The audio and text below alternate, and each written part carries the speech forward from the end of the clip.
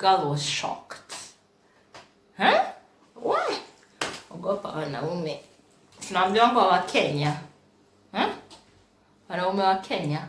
Kwanza wa Nairobi. For me, ogopa wanaume wote.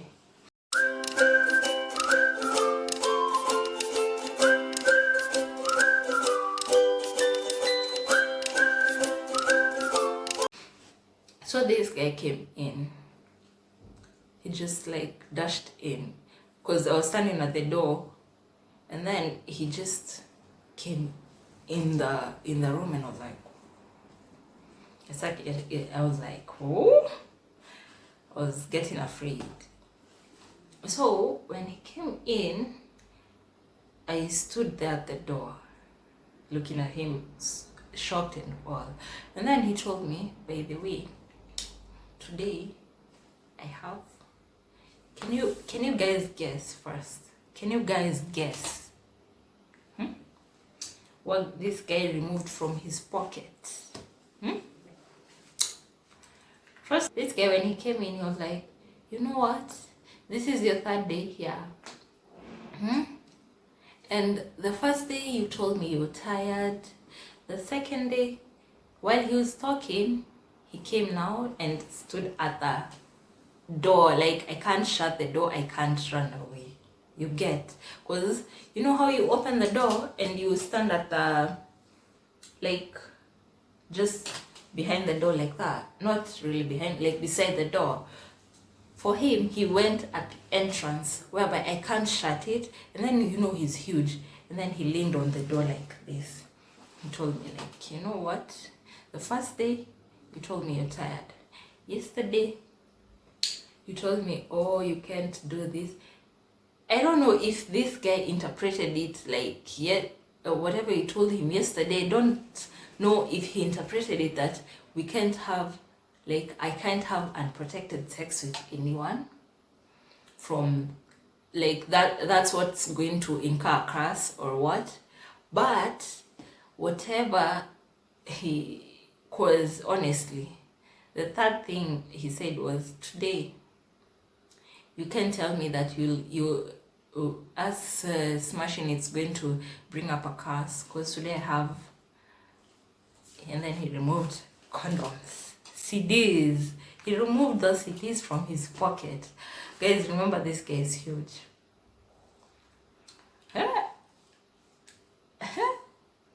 Hey, I just looked at him. I think I got sober for a while. I think I got sober. Because, you know, that shock, I was shocked. So the guy removed the CDs and then he put them on the bed. And then because for that time I was shocked and I was like, oh my God. He threw them on the bed and he told me,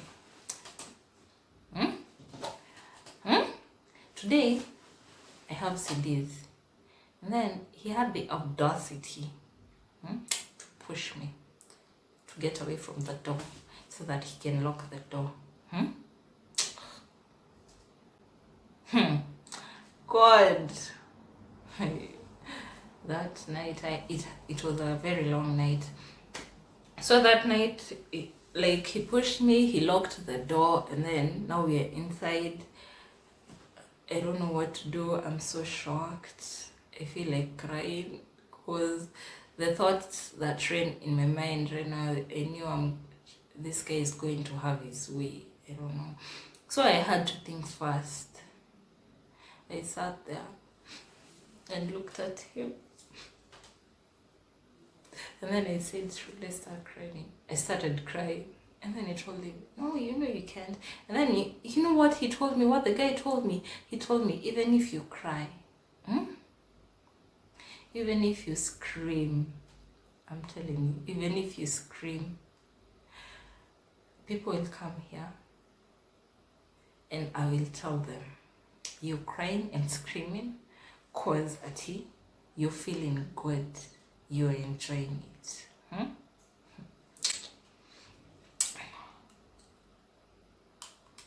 Guys, that's when I knew shit has got it. I have to think first of how to get myself out of this. So the guy was just there, he was telling me. And then, you know, he had stood there. So for me, I was like, oh my God, what will I do? I can't scream. And then I was like, I thought of something. I told him, you know, no, first of all, see, I was crying. I started faking like I couldn't breathe. I decided, like I started faking. I was like, open the door, I can't breathe. Like, I feel as if I'm being suffocated. Can you just open the door? You've already said I can't scream, I can't cry. Like, people won't believe me. And then, guys, you know what this guy was going around telling people? Oh, that is my girlfriend up there. Like, I'm his girlfriend. And that's what he told the sister-in-law. That's why the sister-in-law, like, so good to me. Imagine. So I told him, like, I feel the room is getting too stuffy. Can you open the door, at least for the air to come in? And then I sat down on the floor. I'm there crying. I'm holding my chest, like, now I'm breathing so loudly, like so heavily. I'm like, I can't breathe. I can't breathe. Open the door. Oh my God, the guy, so I was like serious. Now he opened the door and he stood there at the door. I told him, can I just stand there at the door at least? The guy was like, he looked at me first. He was like, remember I told you, if you scream, if you do this and this, today I must have my way. Today we must smash. I'm like, it's okay, you've already told me that, but I can't breathe. How will you smash me and I can't breathe? Will you smash someone who's dying here, or someone who has already fainted? And then we're like, okay. He even helped me stand up and took me, and like he was holding me, taking me to the door so like I can have fresh air and all. I felt like laughing, but this was like, I had to save my life there. Remember, guys, this guy is huge, so I have no other option. Why? So this guy was like, and then I told him, you know what, call Patricia, tell her I can't breathe. This guy, so, well, shit was getting real. And then he called Patricia, and then he told her that, oh, Karey can't breathe. Like, is she usually sick or something? Like, she can't breathe. This guy, Patricia, first of all, Patricia was like, what the hell, what have you done? No, what have you done? You know, she didn't carry her medicines or whatever because she knew she was okay. So what have you done? Why? Dude started freaking out. And then, like, I don't know, Patricia told him, like, let me talk to her. And then she talked to me. She was like, are you okay? And then I'm like, I can't breathe. I can't breathe. I can't breathe. And then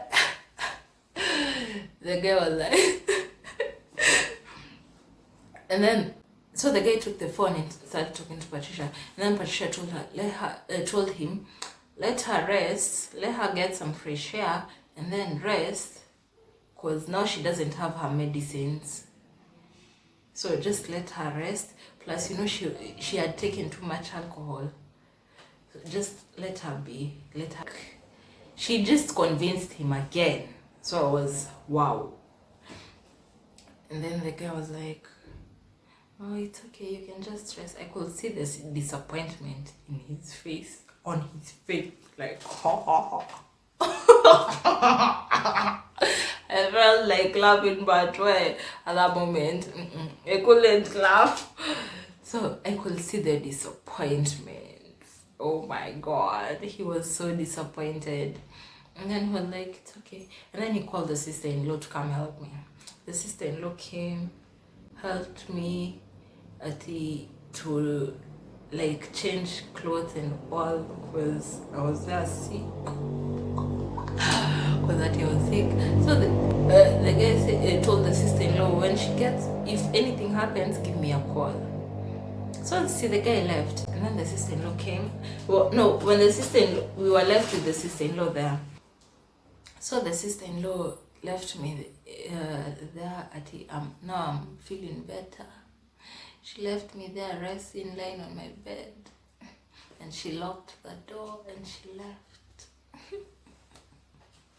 Well, I called Patricia. I told her, girl, I'm not, if it was possible, I would have left Tanzania right now, but there's no way.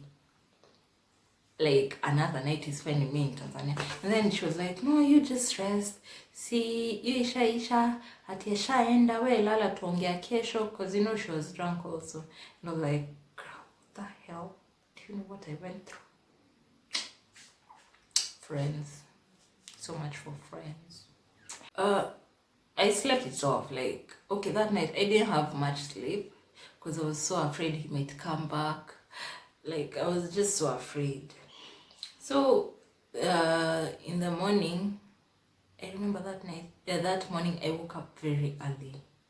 Started packing my clothes. Like, I started packing everything. I called Patricia and told her, girl, today I'm leaving, today. Because there's no way, there is no way I'm spending another night in TZ, honestly. If whatever I went through, like what I went through yesterday, after that, I'm not spending another night. So I told her I'm leaving. So she told me, I'm coming. Don't leave just yet, I'm coming. So like, cool. Yeah, she came. She tried to convince me not to leave, to even go and stay at the boyfriend's place. I told her no. She told me, get another hotel. I told her I can't, because now what's the point of getting another hotel? And the same guy will meet up with him in the evening. You get the whole point. So like, my point was I didn't want to see that guy again because I didn't know what to expect.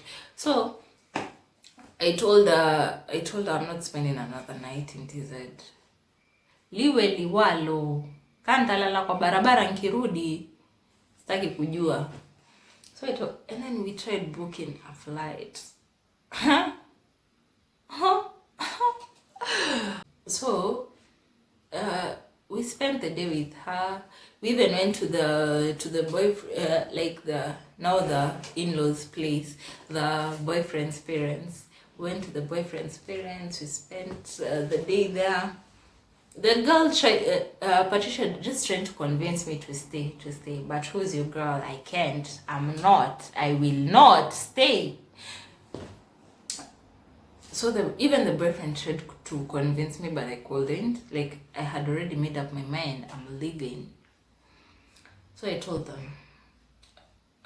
It got to maybe in the afternoon. Yeah. The boyfriend had confronted the guy, his friend Q. That guy, that day he left work very early. He found us there. And then, you know me, I'm just there, I'm angry and all. So the that guy Q is there telling me, no, don't leave. So Patricia is there also trying to convince me, but your girl isn't changing her mind. I'm already decided I'm leaving. I'm leaving and I'm leaving and I'm leaving. I don't care. So we decided, okay, I told the boyfriend, P, to call a taxi for me, because I didn't want this guy to take me, because I was so afraid. And then the guy overheard that, and then he was like, no, I can just take you. Because I wanted to get a taxi, because Patricia wanted to stay. So I told her, you do this. If you want to stay, you stay. You're here with your boyfriend. You're safe and all. I'm all cool. For me, I just want to leave.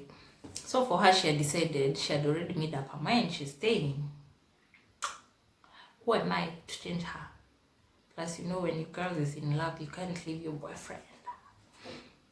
Anyway, so she decided oh no, I told, when the guy said, no, I'll take you, and then the parents to P were like, no, I'll just let you, take you to pick up your things then if you're leaving.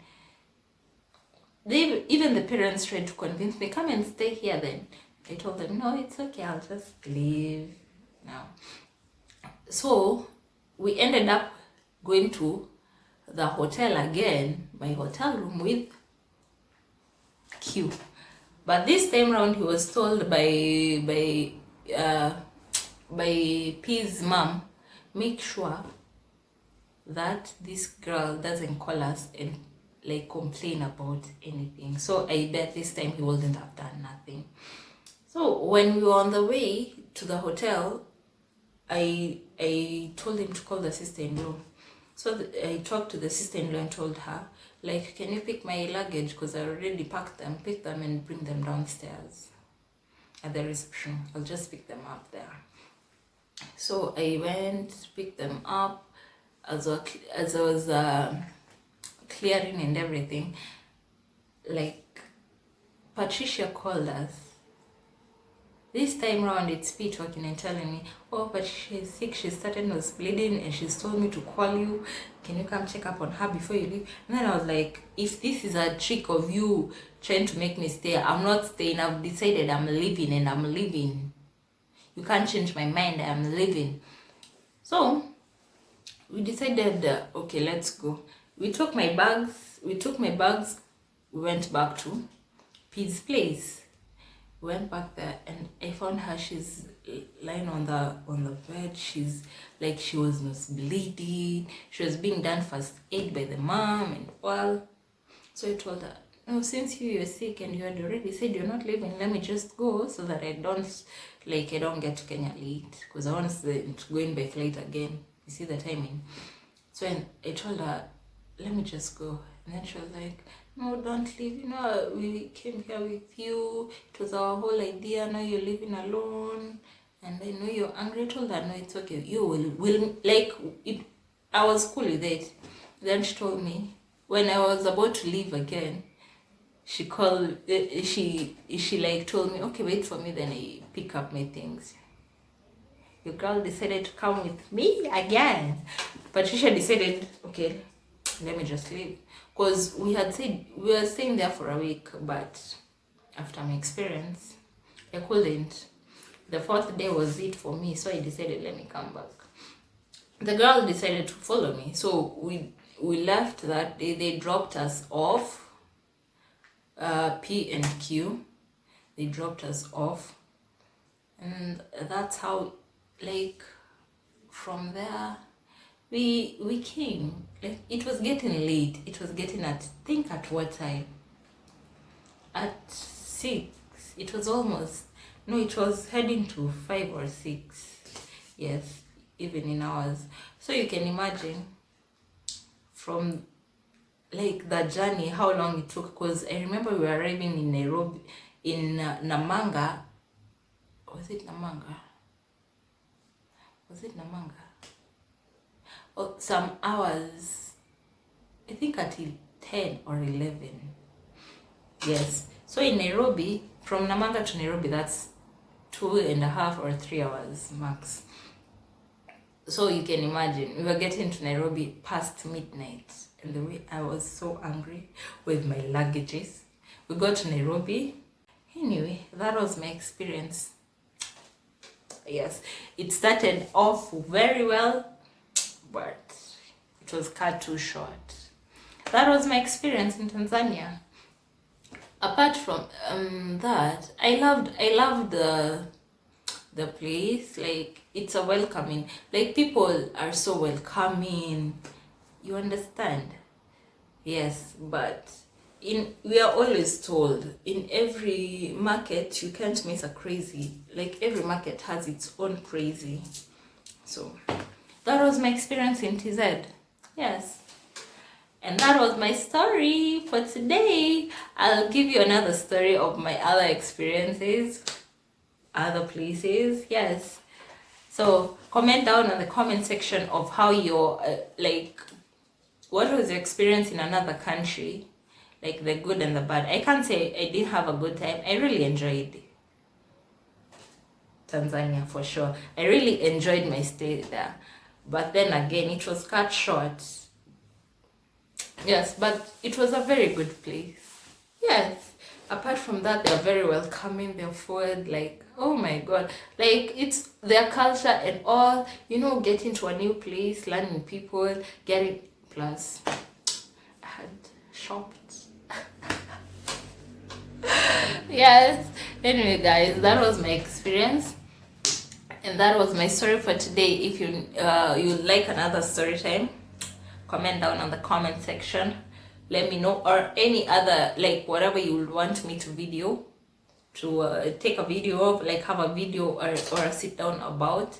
Let me know. That was my experience. See you guys on the next video. And guys, before I go, kindly don't forget to subscribe, don't forget to like, don't forget to share, okay, and comment. Let's engage. Check out my social media platforms on the description box. Let's engage, let's be friends, let's get this relationship further, okay? Bye guys, bye.